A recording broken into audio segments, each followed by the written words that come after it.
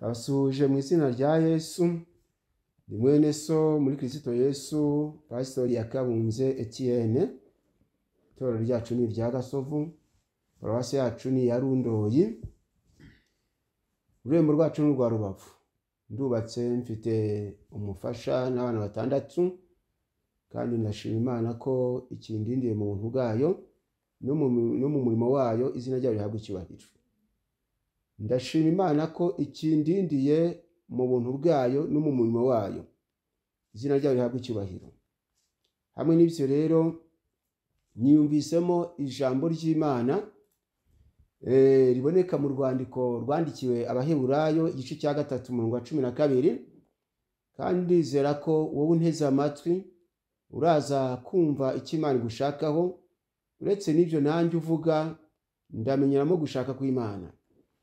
Abaheburayo igice cya 3 umurongo wa 12 kugeza urwandiko rwandikiwe Abaheburayo igice cya 3 umurongo wa 12, niyo magambo ngira ngo dusome ubundi twumve icyo Imana idushakaho. Haranditse ngo nuko bene data mwirinde hatagira uwo muri mwe ugira umutima mubi utizera, umutera kwimura Imana ihoraho. Imana idufashe cyane. Nuko bene data mwirinde hatagira uwo muri mwe ugira umutima mubi utizera, umutera kwimura Imana ihoraho. Uwiteka adufashe cyane. Intego yanjye iravuga ngo umutima utizera ni mubi, tuwirinde kuko utera kwimura Imana. Dusomye ijambo ngo nuko bene data, ndabinginga ngo mwirinde. Nuko bene data mwirinde hatagira uwo muri mwe, mu yindi mvugo hatagira n'uwo muri twe, hatagira uwo muri mwe ugira umutima mubi utizera, umutera kwimura Imana ihoraho. Bigaragara ngo umutima mubi utizera ni utera kwimura Imana ihoraho, kandi kwimura Imana ihoraho bijya bizana akaga.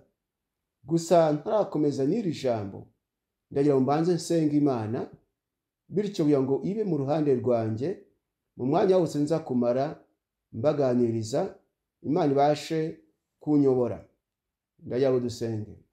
Imana Data wa twese uhoraho, mu izina rya Yesu ngushimiye iri jambo kunze kusoma, ngusabye imbaraga zo kurisobanura uko bikwiriye, ubwenge butangwa nawe, Mwuka wera akaboneka ari umuyobozi. Kuva ntangiye kugeza nsoje, icyubahiro kiboneka ari cyawe. Ngushimiye ko byumvise, senze nizeye mu izina rya Yesu, amen. Ijambo ry'Imana rero turarisomye bene data, riratubwira nuko bene data mwirinde hatagira uwo muri mwe ugira umutima mubi utizera, umutera kwimura Imana ihoraho. Ijambo kwimura ndagira ngo dutekereze icyo rishatse kuvuga. Ubundi ijambo kwimura ni ijambo rikomoka ku ijambo kwimika. Bivuga ngo iyo umuntu wamwimitse, nyuma yaho ukavuga uti ntukintegeka cyangwa se ntukimbereye umwami, icyo gihe uba umwimuye. Nuko bigaragara ngo bari Abaheburayo wabandikiye bari barimitse Imana ihoraho, ariko arababwira ati nuko bene data mwirinde hatagira uwo muri mwe ugira umutima mubi utizera, umutera kwimura Imana ihoraho. Bigaragara ngo wari warimitse Imana, iyo agize umutima mubi utizera arayimura, none akimika izindi mana. Kandi mukandi ndababwiye ngo kwimura Imana ihoraho bijya bizana akaga, ndetse bikaba byatera iherezo ribi. Iyo usomye ijambo ry'Imana mu gitabo cya 2 cy'Ingoma igice cya 29 umurongo wa 6 ndetse n'uwa 8 ukageza ku murongo wa 9, usanga ku murongo wa 6 handitswe ijambo ngo ba data bacumuraga bagakora ibyangwa n'Uwiteka Imana yacu, bakayimura, bagahindukira, bagakura amaso ku buturo bw'Uwiteka, bakabutera umugongo. urumva ko iyo umuntu yamaze kwimura Imana ngo nibwo ngo ahindukira agakura amaso ku buturo bw'Uwiteka akabutera umugongo, nibwo gusenga bihagarara, nibwo gukorera Imana umuhamagaro ukama, nibwo abari abaririmbyi bava muri uwo murimo bagakora indi mirimo mibi kubera ko bimuye Imana. Turasomye ngo ba data bacumuraga. Iri jambo ni iryo kuduha urugero cyangwa se ngo ritwereke abakoze icyo gikorwa kibi cyo kwimura Imana amaherezo yabo. Ba data bacumuraga bagakora ibyangwa n'Uwiteka Imana yacu, bakayimura, bagahindukira, bagakura amaso ku buturo bw'Uwiteka bakabutera umugongo. Mbese iherezo ryabo ryabaye irihe? Ku murongo wa 8 nk'uko mbivuze mu kanya, ku murongo wa 8 ngo niyo cyatumye uburakari bw'Uwiteka buba ku Bisirayeli, cyo cyatumye uburakari bw'Uwiteka buba ku Bisirayeli ndetse ni Yerusalemu akabahana. Icyo cyatumye uburakari bw'Uwiteka buba ku Bayuda n'ab'i Yerusalemu akabahana ngo bateraganwe hirya no hino, bakaba ibishungero by'imyozwa nk'uko namwe mubirebesha amaso yanyu. Iryo jambo nicyo cyatumye uburakari bw'Uwiteka buba ku Bayuda, kubera ko bari bimuye Uwiteka, bimuye Imana ihoraho nk'uko twamaze kubisoma. Umwanditsi wandikiye Abaheburayo amaze kureba akaga kabaye ku bimuye Imana, arabandikira avuga ati nuko bene data mwirinde hatagira uwo muri mwe ugira umutima mubi utizera umutera kwimura Imana ihoraho. Yesu nadufashe cyane. Amaze kubona akaga kabaye kuri ba sogokuruza, nibwo yatanze inama ati nuko bene data mwirinde hatagira uwo muri mwe ugira umutima mubi utizera umutera kwimura Imana ihoraho. Imana idufashe cyane. None haraturabwiwe ngo ba data bacumuraga bagakora ibyangwa n'Uwiteka Imana yacu, bakayimura, bagahindukira, bagakura amaso ku buturo bw'Uwiteka bakabutera umugongo.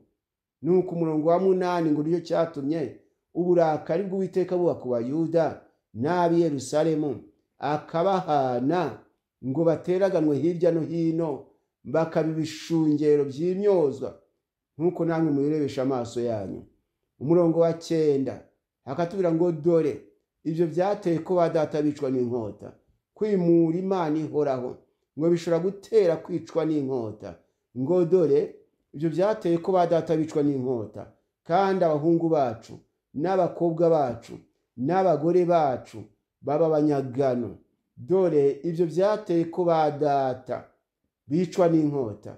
Kwimura Imana ihoraho nk'uko nabivuze bizana akaga.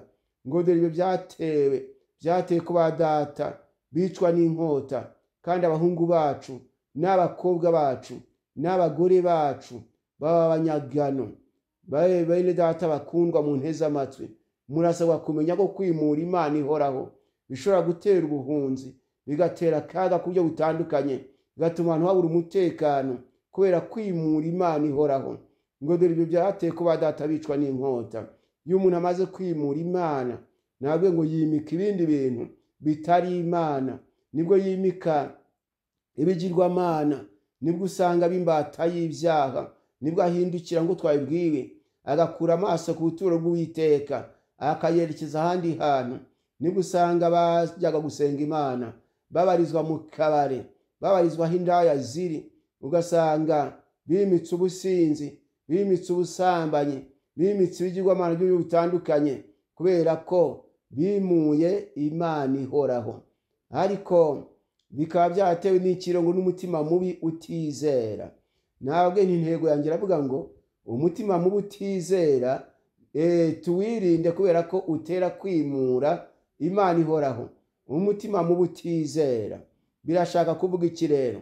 Umutima mubi utizera, imbere na mbere birashoboka ko umuntu atizera ko Imana iriho. Umutima mubi utizera ntizere ko yaremwe n'Imana, akizera ko ari we wibeshejeho. Iyo rero umuntu agize umutima mubi nk'uwo nguwo, ngo umutera kwimura Imana ihoraho. Ikindi, umuntu ashobora kwizera nako kutizera ko ibyaha bizagira ingaruka. Noneho kubera ko atizeye ko ibyo akora bizagira ingaruka, akabikora yishimye kuko atazi ingaruka zabyo cyangwa atizeye ingaruka zabyo. Ndatanga urugero, burya Imana ibwira Adamu iti imbuto z'igiti cyose kiboneka muri iyi ngobyi mwemererwa kuzirya, ngo ariko igiti kimwe cy'ubwenge bumenyesha icyiza n'ikibi ntimuzakiryeho, kuko umunsi mwakiriyeho no gupfa muzapfa. Iri jambo Adamu akimara kuryumva, Eva nawe nk'umufasha amaze kuboneka, nayo nshingano yarayimenye, ariko kwizera ko bishobora kubaho ntabwo byabaye mu mitima yabo. Babuze kwizera ko nibaramuka bariye ku giti babujijwe bazapfa, nuko bakirya bazi ko ntacyo bazaba, bashutswe na Satani waje mu ishusho y'inzoka. Imana idufashe cyane. N'uyu munsi wa none hari amajwi ari mu ishusho y'inzoka, ariyo Satani aza abwira abantu ko nibakora ibyaha ntacyo bazaba, abereka ko nibicana bazagubwa neza, abereka ko nibasambana nta kizababaho, abereka ko nibiba nta kibazo. Yesu nadufashe cyane. Bigatuma rero kubera umutima mubi utizera, bigatuma baba imbata z'ibyaha. Kubera umutima mubi utizera bigatuma baba imbata z'ibyaha, kubera umutima mubi utizera. Yesu natugenderere cyane. Nuko bakimara koshywa na Satani ababwira ko ntacyo bazaba, baje kugira umutima utizera. Icyo navuga nuko aho kwizera imvugo y'Imana bizeye imvugo ya Satani. Imana tugenderere cyane. Biratangaje ko umuntu atizera imvugo y'Imana yaremye ijuru n'isi, ahubwo akizera imvugo y'inzoka. N'uyu munsi wa none rero abantu kugira ngo bizere imvugo y'Imana yabaremye, barizera imvugo ya Satani, bakizera n'imvugo y'imitima yabo cyangwa se ibitekerezo byabo, dore ko byanditswe ngo umutima w'umuntu urusha ibintu byose gushukana. Ariko byari bisaba ko tumenya ko Imana ari ivuga ntivuguruzwe, nk'uko tubisoma mu gitabo cy'umuhanuzi Yesaya 45:23, aho Uwiteka avuga ati ndirahiye ijambo riturutse mu kanwa kanjye niryo ritazavuguruzwa. Amagambo y'abantu nkatwe arahinduka, ibyo twavuze bikahinduka bikavuguruzwa, ariko ijambo Uwiteka avuze ntawarivuguruza. Avuze ngo urapfa ntiwavuga ngo hoya, avuze ngo urabaho ntawagukuraho. Umugaragu nako Uwiteka Imana Nyiringabo aravuga ati ndirahiye, ati ni ukuri ijambo riturutse mu kanwa kanjye niryo ritazavuguruzwa. Nizere ko wanteze amatwi. Birashoboka ko umwana w'umuntu nk'uko mbivuze yavuga ati uyu munsi urapfa, ariko kubera ko atari Imana yabivuze ukabaho, ndetse akaba yagutanga gupfa. Herode yapfuye mbere ya Petero. Herode yari yamaze gufata umwanzuro ko arica Petero, nk'uko tubisoma mu gitabo cy'Ibyakozwe n'Intumwa igice cya 12, yuhereye ku murongo wa mbere kugeza ku murongo wa 10. Habona amagambo menshi ntajya kurondora, ariko gasanga handitswe iri jambo ngo nuko muri icyo gihe umwami Herode ategeka ko bica abayuda, bica mbega abantu bavugaga izina ry'Imana. Maze ngo amaze kwica, amaze gufata Yakobo, amaze kwicisha Yakobo inkota mwene se wa Yohana, mu gihe yari amaze kumwicisha inkota, maze ngo abayuda baramushima, ngo abonye ko anejeje abayuda ariyongeza afata na Petero. Burya Yakobo mwene se wa Yohana yamwishe kuko Imana yabyemeye, ntabwo yamwishe kubera ko ari Herode kuko ari uko abitegetse. Yamwishe kubera ko ari umugambi w'Imana. Ijambo Uwiteka avuze niryo ritavuguruzwa. Ubwo yari amaze kwica rero Yakobo mwene se wa Yohana amwicishije inkota, nuko ngo abayuda baramwogeza. Abonye ko abanejeje rero, nuko aravuga ati wakwica Petero noneho yarushaho kugira icyubahiro. Nibwo ngo yafashe Petero ngo amushyira mu nzu y'imbohe. Amaze kumushyira mu nzu y'imbohe amubohesha iminyururu 2, nubwo n'umunyururu umwe wari uhagije, amubohesha iminyururu 2. Hanyuma amurindisha abasirikare 16 bane ku ruhande rumwe, bane ku ruhande rundi, abandi ku rundi, abandi ku rundi. Ariko ngo buracya akamufata akamwica. Ngo nibwo marayika w'Uwiteka yavuguruje imigambi ya Herode, ngo araza koma Petero mu mbavu, ngo aramubwira ati akenyera inkweto zawe unkurikire, kenyera umwitero wawe unkurikire. Nuko nyine Petero amukurikira azi ko ari inzozi, ariko Imana yari yamaze kwigaragaza. Nuko umugambi wa Herode Imana irawugamburuza, kuko ari ivuga ntivuguruzwe. Mwene data unteze amatwi, ntutinye imvugo z'abana b'abantu. Umwana w'umuntu ukubwira ko agiye kugukuraho, ntumutinye, kuko mu gihe atari Imana ivuze ntabwo yagukuraho ngo bishoboke. Ni nayo mpamvu na Pilato ubwe ubwo yabwiraga Yesu ngo amusanze mu rukiko, ngo aramubaza ati ese wavuye he? Yesu ngo aramwihorera. Amwihoreye, Pilato ngo aramubaza ngo mbese kunyihorera? Ati ntuzi ko mfite ububasha bwo kukubamba kandi nkaba mfite n'ububasha bwo kukurekura? Umva iryo jambo. Ati ntuzi ko mfite ububasha bwo kukubamba kandi nkaba mfite ububasha bwo kukurekura? Yesu ngo aramusubiza ati ntiwagira ububasha bwo kugira icyo ntwara utabuhawe buvuye mu ijuru. Mwene data unteze amatwi, uzabisome mu butumwa bwiza uko bwanditswe na Yohana igice cya 19 umurongo wa 9 ugeze ku murongo wa 11. Uzasanga nako Pilato yaribwiraga ko afite ububasha bwo kwica Yesu cyangwa se bwo kubamba Yesu nubwo kumurekura, ariko Yesu aramwerurira, aramubwira ati nukuri, ati ntiwagira ububasha bwo kugira icyo ntwara utabuhawe buvuye mu ijuru. Nawe rero nkugira inama, komera ntutinye amagambo y'abana b'abantu. Umwana w'umuntu ugukangisha gutera ubwoba, ntibikujyane kure. Ntabwo icyo Imana itavuze ntabwo yagishyira mu bikorwa. Ibizakubaho uzamenye ko ari umugambi w'Imana. Icyo usabwa ni ugutinya imvugo y'Imana aho gutinya imvugo y'abana b'abantu. Nka Adamu na Eva twumvise bahaye agaciro imvugo y'inzoka, imvugo ya Satani. Satani ati ntacyo muzaba, nkaho batekereje batari ko se ari Imana. Na Satani uvuga ukuri ninde? Uwiteka dufashe cyane. Nta kindi cyabiteye, ni umutima utizera. Yesu nadufashe. Iyo usomye mu Baheburayo igice cya 11 umurongo wa 6 usanga handitse ijambo ngo ariko utizera ntabwo ashobora kuyinezeza. Utizera ntiyanezeza Imana. Ariko umurongo wa 7 ngo kwizera niko kwatumye no watinya Imana. Kwizera niko kwatumye no watinya Imana amaze kuburirwa nayo ibyo bitaraboneka. Imana idufashe cyane. Akabaza inkuge yo gukiza wo mu nzu ye, ariko n'ukwizera kwatumye no watinya Imana. Abatizera ntibatinya Imana. Iyo Imana ivuze ngo iki uzakizira, ntibahonga mu maso kubera kutizera. Abatizera bavuga uti muzabona ishyano kubera izi ngeso murimo, ntibahonge mu maso, ahubwo bakazamenya imbaraga z'Imana ari uko babonye ibyo babwiwe bibasohoyeho.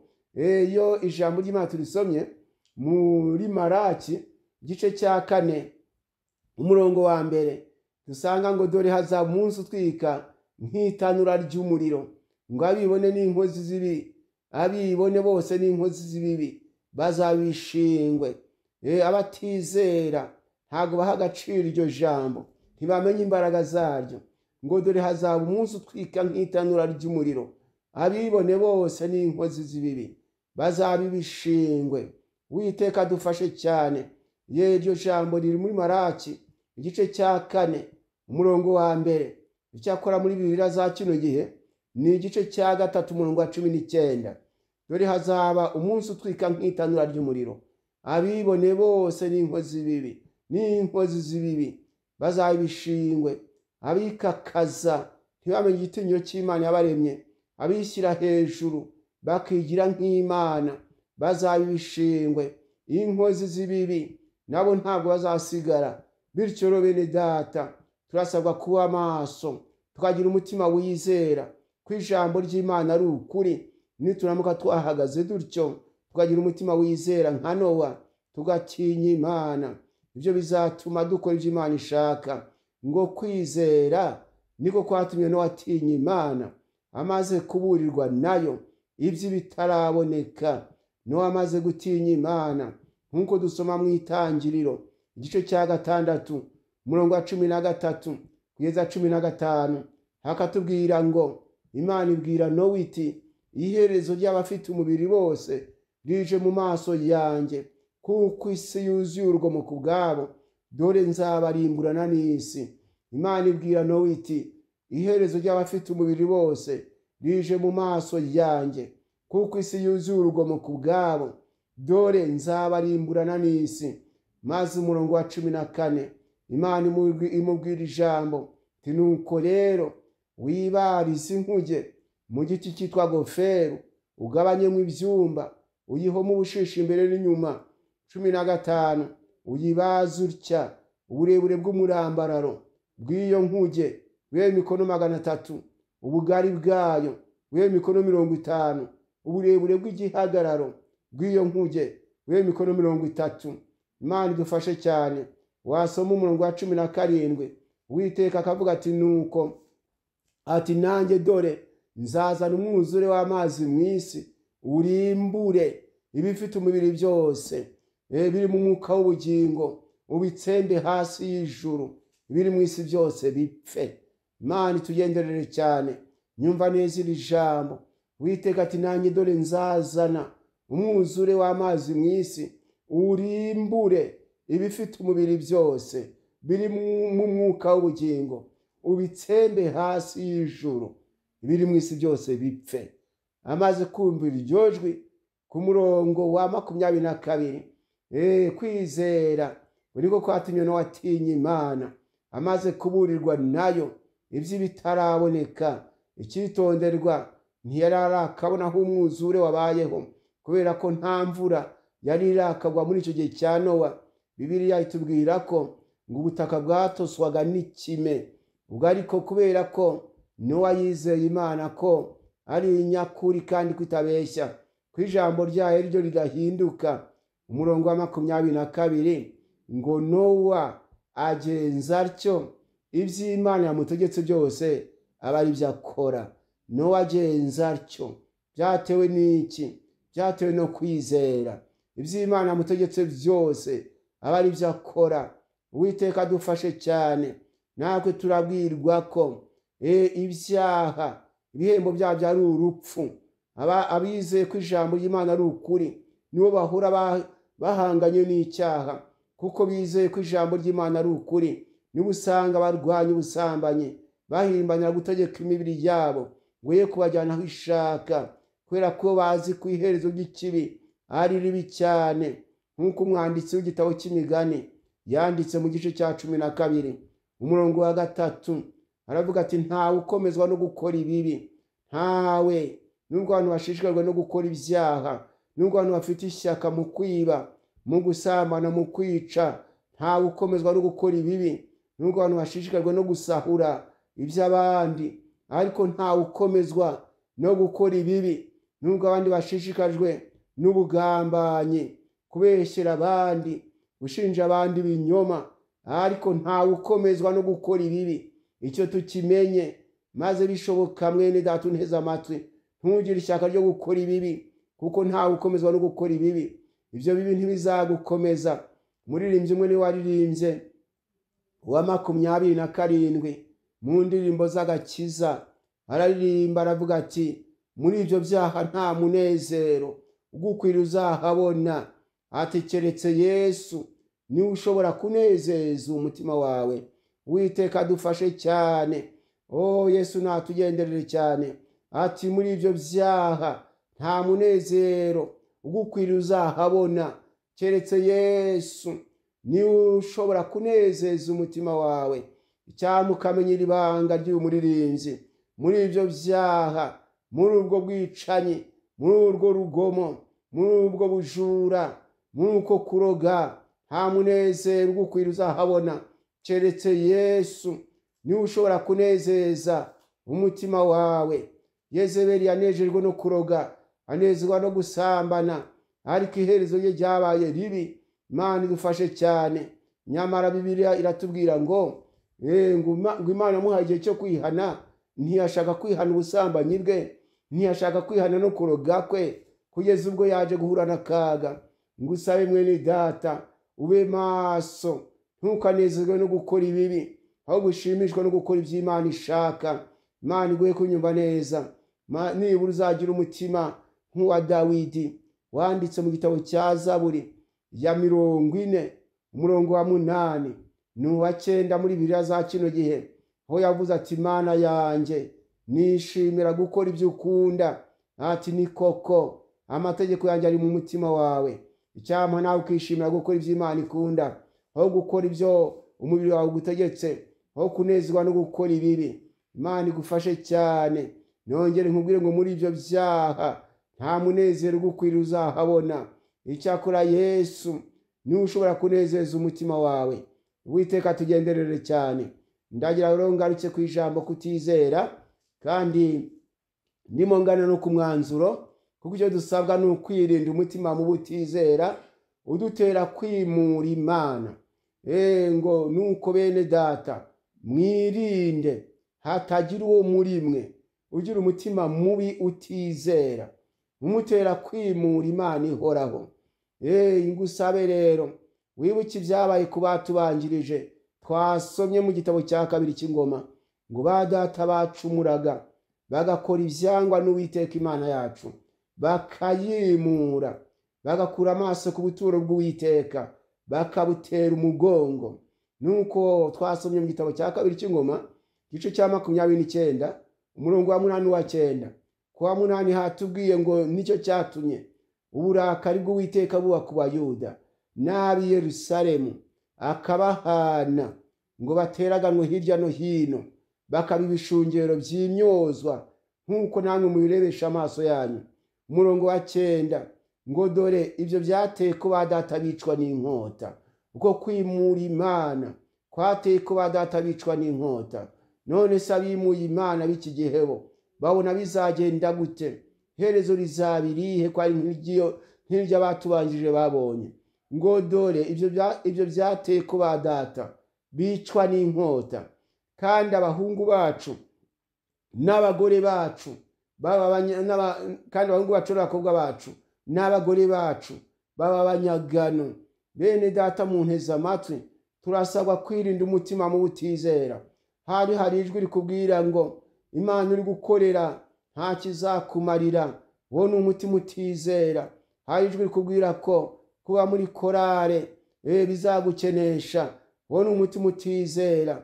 Ntabwo urakamenya ko Yesu yavuze ati umuntu nankorera data azamuha icyubahiro. Ntabwo urakaha imbaraga iryo jambo, aho yavuze ati umuntu nankorera ankurikire, kuko aho ndi ariho n'umugaragu wanjye azaba. Arakomeza ati kandi umuntu nankorera data azamuha icyubahiro. Uwiteka agufashe cyane ho kwizera imbaraga z'ijambo ry'Imana.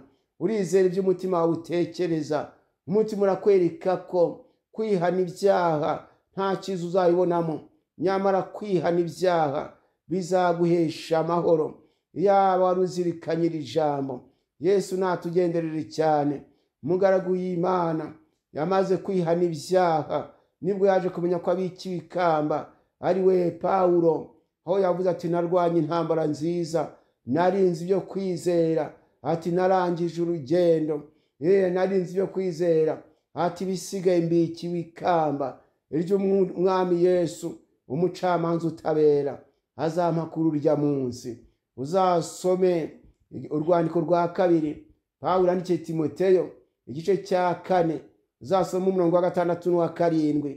Uzabona ayo magambo ahavuga ati narwanye intambara nziza, narangije urugendo. Ati narinze ibyo kwizera. Ati bisigaye mbikiwe ikamba iry'umucamanza, iry'Umwami Yesu, umucamanza utabera, azampa kuri urya munsi. Icyamugaha agaciro kubaha Imana, gaha agaciro gukora ibyo Imana ishaka, aho kunezezwa no gukora ibyaha. Uwiteka aguye kunyumva neza. Ndagira nkubwire ngo nta mahoro y'abanyabyaha, niko Uwiteka avuga. Yesaya 48 22. Nta mahoro y'abanyabyaha, nubwo muri abantu bashishikajwe no gukora ibyaha, ariko nta mahoro y'abanyabyaha. Mwibuke ko Imana itugenderere cyane. Yesu yabwiye abantu muri Luka igice cya 19 Luka igice cya 19 41 na 42, aho dusanga handitswe iri jambo ngo ageze bugufi abona umurwa arawuririra ati uyu munsi nawe iyo umenye ibyaguhesha amahoro, ngo ariko noneho bihishwa amaso yawe. Ibyaguhesha amahoro bihishwa amaso yawe. Uzi ko wagira amahoro ari uko mwene se apfuye, uzi ko wagira amahoro ari uko mugenzi wawe atariho, nyamara ibyo ntibyaguhesha amahoro. Ariko uramutse ushaka amahoro, wayashakira mu kubaha Imana, wayashakira mu gukora ibyo Imana ishaka. Inzira y'amahoro ni ugukiranuka, inzira y'amahoro ni ugukora ibyo Imana ishaka, kuko Bibiliya yatubwira ngo Yesaya 32:17 haratubwira ngo umurimo wo gukiranuka ni amahoro, kandi biva ku gukiranuka ni ihumure n'ibyiringiro bidashidikanywa iteka ryose. Umurimo wo gukiranuka ntabwo ari umurimo wo kwicana, si umurimo wo gusambana, si umurimo wo kwiba, ni umurimo wo gukiranuka. Bibiliya yatubwira ngo umurimo wo gukiranuka ni amahoro, ngo kandi biva ku gukiranuka ni ihumure. Ihumure, wumva umutekano. Ijambo ihumure, la sécurité, ukurikije Igifaransa, ubundi iryo jambo mu Gifaransa rivuga ngo l'œuvre de la justice sera la paix, et le fruit de la justice le repos et la sécurité pour toujours. Bisobanuye ngo haleluya, l'œuvre de la justice sera la paix, et le fruit de la justice le repos et la sécurité pour toujours. Mes frères et sœurs, sachez que pour que nous puissions obtenir la paix, il faut que nous possédions, il faut posséder la justice. Sans la justice, sans la paix. Mwibuke ko nta gukiranuka n'amahoro ntayo. Bibiliya y'Icyongereza iryo jambo irabivuga neza ngo the work of righteousness will be peace, or the fruit of righteousness will be peace, and the effect of righteousness will be quietness and confidence forever. Byumvikana ngo iri jambo the work of righteousness will be peace, umurimo wo gukiranuka uzaba amahoro. Bigaragara icyo dusabwa twebwe ni ugukiranuka. Nyuma yo gukiranuka tuzabona amahoro, naho ubundi nta gukiranuka amahoro ntayo. Iri jambo ngo uyu munsi wa none iyo umenye ibyaguhesha amahoro, ngo ariko none byahishwa amaso yawe. Mbega wibwiye ko wagira amahoro ngo ari uko ugiye ubaye imbata y'ibyaha? Wibwira ko wagira amahoro ngo ari uko wishe bagenzi bawe? Nta mahoro uzabona muri ubwo bwicanyi, ntayo. Uti nzagira amahoro kuko kana katakiriho, kana katakiriho ntuzagira amahoro, ahubwo nawe uzarinda umusanga nawe amahoro utarayabona. Niba ushaka amahoro, jya mu nzira yo gukiranuka, niho amahoro abonekera. Imana iguhe kunyumva neza, wabyumva neza ngo umurimo wo gukiranuka ni amahoro, kandi biva ku gukiranuka ni ihumure n'ibyiringiro bidashidikanywa iteka ryose. Iri jambo ihumure ariyo la sécurité, umutekano, nta kindi cyawuzana, si intwaro nyinshi, si ingabo nyinshi, ahubwo ni ugukiranuka niko kuzana amahoro. Niyo mpamvu umugaragu w'Imana Dawidi amaze kubireba ati nta mwami ukizwa nuko ingabo zari nyinshi. Zaburi ya 33:16 yari yabyitegereje, ndetse ageza naho avuga ati utegekesha abantu gukiranuka azahwana n'umuseke utambitse w'izuba rirashe, abe nk'igitondo kitagira igicu igitabo cya kabiri cya Samweli igice cya 23 umurongo wa kabiri kugeza ku wa 4, igitabo cya kabiri cya Samweli igice cya 23 umurongo wa kabiri kugeza ku wa 4, aho yavuze yeruye ati umwuka w'Uwiteka yavugiye muri nge, ijambo rye ryari ku rurimi rwanjye, igitari cy'Isirayeli yarabimbwiye iti utegekesha abantu gukiranuka azahwana n'umuseke utambitse w'izuba rirashe, abe nk'igitondo kitagira igicu. Ngiye inzira y'amahoro, wowe unteze amatwi, ufite amatwi wumva yumve. Umurimo wo gukiranuka rero ni amahoro. Twese gukiranuka ni iki? Ijambo gukiranuka ni ugukora uko wategetswe, nk'uko Nowa amaze kumva Imana imutegetse kubaza inkuge yarayibajije, byamuteye kwitwa umukiranutsi, uretse ko yabikoreshejwe no kwizera ngo twabibwiwe. Naho yaza kutizera, yatekereza ko nta mvura izagwa, ntabwo aba yarabajije inkuge.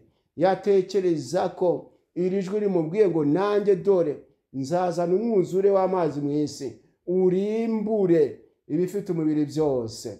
Yatekereza ko bitazabaho, ntabwo aba yarayibajije. Kwizera niko kwatumye no watinya Imana, amaze kuburirwa nayo ibyo bitaraboneka. Ubu butumwa bwiza buratambuka hirya no hino ku isi, bwereka abantu ko abanyabyaha bazabona ishyano, ariko ko abakiranutsi bazagubwa neza. Aho kugira ngo abantu bahimbanire gukiranuka, ahubwo bagashishikarizwa no gukora ibibi, kubera ko batizeye ijambo babwirwa. Nyamara umuririmbyi yararirimbye wa 97 mu ndirimbo zo gushimisha Imana ati yambwiye ko ndi umunyabyaha, ndizera ndihana, ndizera arankiza.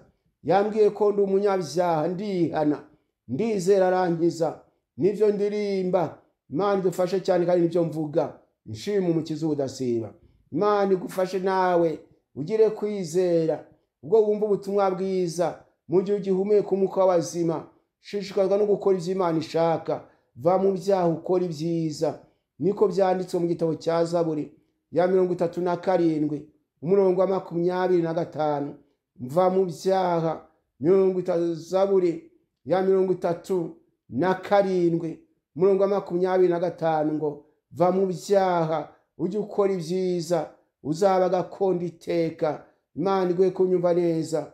Bityo rero Imana igufashe nuko nuha agaciro iri jambo, ukava mu byaha ugakora ibyiza uzaba gakondo iteka. Yesu nadufashe cyane. Mbese iyo jambo uraryumvise? Va mu byaha ujye ukora ibyiza uzaba gakondo iteka. Nyine Zaburi ya 37 uhereye ku murongo wa 25 kugeza 27. Ayo magambo uzayasome, uzasanga Imana ishaka ko abantu bava mu byaha bagakora ibyiza, undi bakazaba gakondo iteka. Ufite amatwi yumva yumve. Nkabangira ngo rero nanzure nsenga Imana, ariko Imana idukize kutizera, iduhe kwizera, turinde umutima mu butizera ushobora kudutera kwimura Imana. Abo Satani yashukaga ababwira ko bazakora ibyaha bakagubwa neza, ijambo ry'Imana imaze kubabwira ko nta mahoro abanyabyaha, nyamara hari inzira y'amahoro. Umurimo wo gukiranuka ni amahoro, kandi biva ku gukiranuka n'ihumure, ari wo mutekano. Tubuze rero amahoro kubera iki? Gukiranuka ni guke mu isi. Amahoro arabuze mu isi kubera ko habuzemo gukiranuka. Nyamara Bibiliya tubwira ngo iyo abakiranutsi bagwiriye abantu barishima, nk'uko tubisoma mu gitabo cy'Imigani 29 umurongo wa 2 ngo iyo abakiranutsi bagwiriye abantu barishima, ngo ariko iyo hategeka umunyabyaha abantu bacura imiborogo. Bityo rero Imana itugenderere cyane, ihishurira abanyarwanda, ihishurira abatuye isi, Abarundi, Abanyekenya, Abagande, Abakongomani, ko nta yindi nzira yazana amahoro uretse gukiranuka. Kandi gukiranuka ni ugukora ibyo Imana ishaka, ukamenya uti Imana irashaka ko ukunda mugenzi wawe nk'uko wikunda, ukamenya uti uko ndiho niko n'akanaka yabaho, ukamenya kandi ko gukiranuka ari ukumenya ko niba nshaka amahoro ngomba kuyashakira n'abandi. Ntiwabona amahoro wayabujije abandi, ibyo ntibishoboka. Kugira ngo ubone amahoro ugomba kubanza kumva ko na mugenzi wawe yakeneye. Ariko niba ushaka amahoro ndetse atayafite, nawe ntabwo uzayabona. Dore niba ushaka amahoro yashakire n'abandi, nibwo ushobora kubona amahoro. Naho bitaraba gutyo uzashaka amahoro ariko ntuzayabona. Ndagira ngo nanzure rero mvuge ku ijambo rya nyuma, maze bundi dusenga Imana. Bundi dusenga Imana idufashe cyane. Twamaze kubwirwa ngo nuko bene data mwirinde hatagira uwo muri mwe ugira umutima mubi utizera umutera kwimura Imana ihoraho. Nuko ndagira ngo nanzure rero nsome hariya mu rwandiko rwa mbere rwanditswe na Petero igice cya 3 umurongo wa 10 kugeza ku wa 11 yewe n'uwa 12 ubusome. Ariko ndagira ngo dusome urwandiko rwa mbere rwanditswe na Petero igice cya 3 umurongo wa 10 kugeza 12. Handitswe iri jambo kuko byanditswe ngo ushaka gukunda ubugingo no kubona iminsi myiza abuze ururimi rwe rutavuga ikibi n'iminwa ye itavuga iby'uburiganya, kandi azibukira ibibi akora ibyiza. Azibukira ibibi akora ibyiza, ashaka amahoro ayakurikire kugira ngo ayashyikire.